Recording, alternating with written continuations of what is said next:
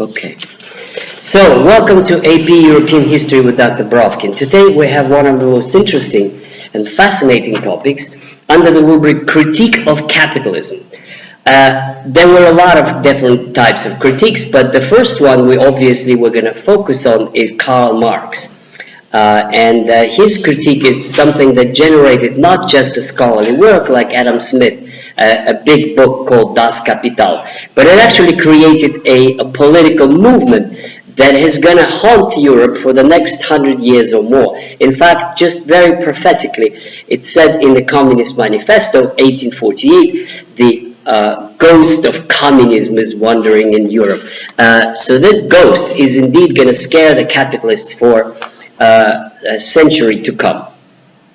So why did it become such a big deal? Well, it was because it was not just a teaching, it was not just a book analyzing capitalism, but it had three components to it. It had economic component, it had a historical component, which is called historical materialism, which is interpretation of history.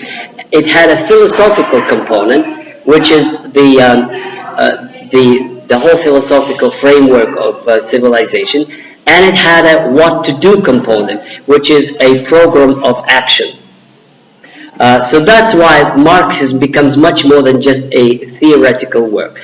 But I also want to say, just if you focused only on economic component, just on the book Das Kapital, everybody, even those people who disagree with his political message, everybody agrees this is one of the, if not the most important books analyzing the nature of capitalism, that lots of people say that is pretty much how it is, except he shouldn't have done this, he should have done that, there's more to this, more to that, and we will actually study with you the additions and revisions and interpretations of Marxism, but what he has done is actually quite remarkable. So, basically he starts with a number of very simple questions. Why are there people who are rich and who are poor, specifically in the conditions of capitalism? Because there's always rich and poor in all of history. To be more focused is what is wrong with capitalism that generates a whole lot of rich people and a whole even more poor people. Basically, how does it work? How does that system work as opposed to what was there before them?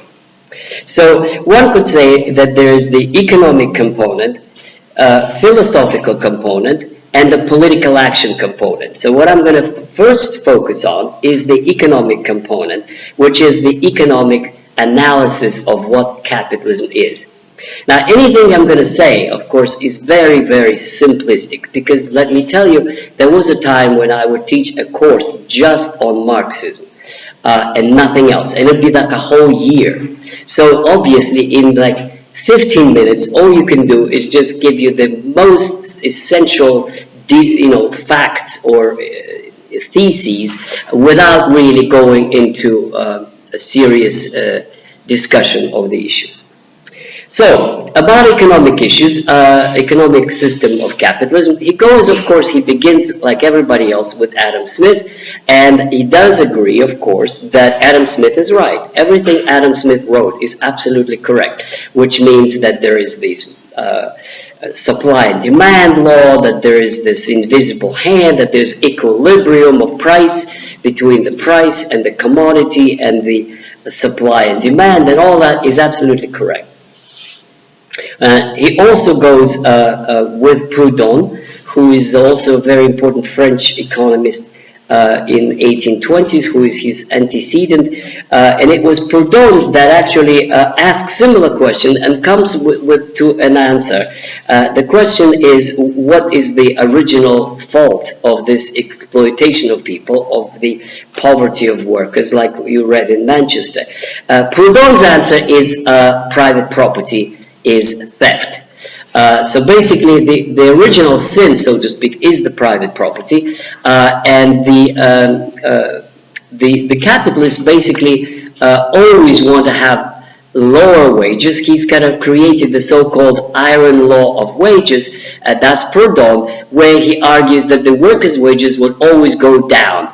That he was kind of wrong about, but he, based on the data that he had at the time, watching what was going on in places like Manchester, he came to the conclusion that the capitalists would always drive down the prices, which his argument at that time was against Adam Smith, against the invisible hand that regulates and balances supply and demand. No, he says basically, and Marx would take that idea, that the capitalists create deliberately a so-called reserve army of labor, which means they deliberately create a whole lot more supply of workers than needed, so that there's oversupply of labor, so that they could pay them less. And therefore, they need unemployment to exploit the workers. They need extra workers who are sitting there waiting to take the jobs of those that are in, and that way he violates the so-called invisible hand,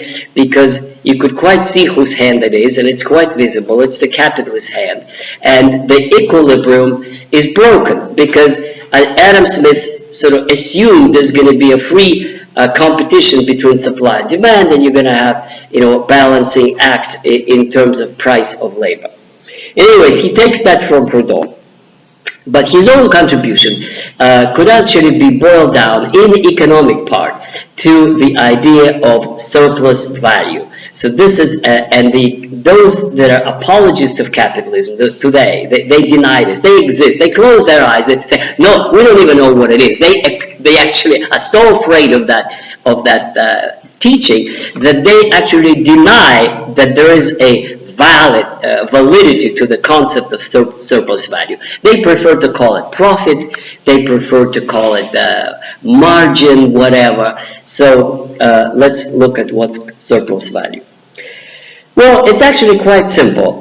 Surplus value is added value. And who adds the value? It's the worker. So he goes back to the idea that was actually Adam Smith's idea, that value is created by human labor. If you have a forest, it's useless. You could buy it and you could own it. Nothing is going to come out of it. Nothing at all. The forest in itself is useless.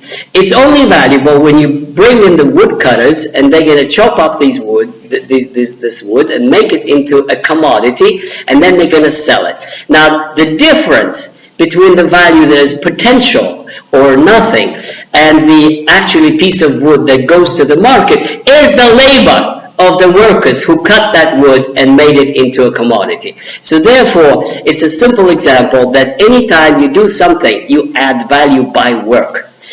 So you take a piece of paper, you write, and it's a book. Now the book is a million times more valuable just as empty piece of paper. What's the difference between the two? It's your brains, it's your work, it's the hours, it's your education, it's all kinds of things what I'm doing now. It's just, waves of sound, but they do carry value because that's education, because that's a lecture that's worth something. So that goes just about with everything else. The origin of every value is human labor, says Karl Marx. Now, it's not that simple. To actually, that's like in a nutshell, but the way it really works is that there is what Marx calls means of production. Now, means of production are, and then there's a list. It's like, it's the wood, and it's the machinery, and it's transportation, and it's organization, and there comes the managerial value. Managers' work is also valued, except that it's overvalued. When managers are paid normally, that's fine, they deserve compensation, but when a property owner takes it all for himself, that's what's called exploitation. In any case, you have means of production, and then to the means of production you add value or labor, and then the labor. To get the means of production, you also need a capital. So means of production consists of the machinery, the capital, which is money invested to produce profit, and human labor. Now, all of these three create surplus value. Now, what happens to the surplus value? Surplus value, if it were properly done, if it was fair, it goes to to the value of buying the commodities and the machines and the advertisement and the taxes and the rest of it, and then it goes to the workers, and then higher than that, but still in a fair way, to the managers and to the owners of the means of production. And not because they're owners, but because they paid money for the stuff. So that would be fair. What actually goes, in fact, and this is what Marx calls the origin of capitalist exploitation, is that the property owner takes it all for himself. He owns the factory and he hires the workers for less than the market value by creating a reserve army of unemployed, and therefore he sort of doubles up his exploitation by not only paying unfairly to the workers and paying most of it for himself, but at the same time deliberately distorting the equilibrium price, the law of supply and demand, in order to pay workers less. In other words, the origin of capitalist exploitation is expropriation of surplus value by the property owners. The crudest example of it would be the American slave system in the South. You have workers who work in the fields and they produce cotton, which is valuable commodity. So the only way it's produced, it grows by itself, but they put their labor to it and they produce cotton, which is then put on the ships and brought to Britain, and Britain gets it for nothing. Now, what do they pay to their workers? Nothing! Zero! It costs them nothing. Just basically a whip and food and shacks in where these blacks live. Okay, that's it. That's the perfect example of a capitalist exploitation, which actually shows to Adam Smith was kind of wrong, because in real life there is no such thing as supply and demand equilibrium. The blacks have no chance to compete with anybody. They are under political control of the slave drivers, who actually extort as much value out of them as possible and pay them nothing. So this is pretty much a source of capitalist exploitation explained by Karl Marx. Now, in Manchester, it's pretty similar. The owners of the factories drive the workers to, and these poor children, chained to wagonettes, they have no chance to compete with them on equal terms on the marketplace of labor. They are paid as little as possible. And here Proudhon is right. If a capitalist has a chance, he's going to pay you as little as possible and basically break the equilibrium in his favor. And that would be the source of capitalist exploitation. Okay, so that's the economic part. Now the political part of that teaching basically is that it doesn't end with the capitalist. It actually goes into a political system, which Marx calls, in every society there is a kind of a basis and a superstructure. The basis is what I've just described, is the mode of production. And the mode of production is a capitalist one. From there we take you to the historical teaching of Karl Marx, which basically goes like this. That the history of mankind is divided into three modes of production. You have the primitive societies, tribal societies. After that, you have slavery, which is Rome. And then you have feudalism mode of production. And then you have capitalist mode of production. The feudal mode of production is where you have serfs who are attached to the land and are, again, their value is expropriated by the landlord.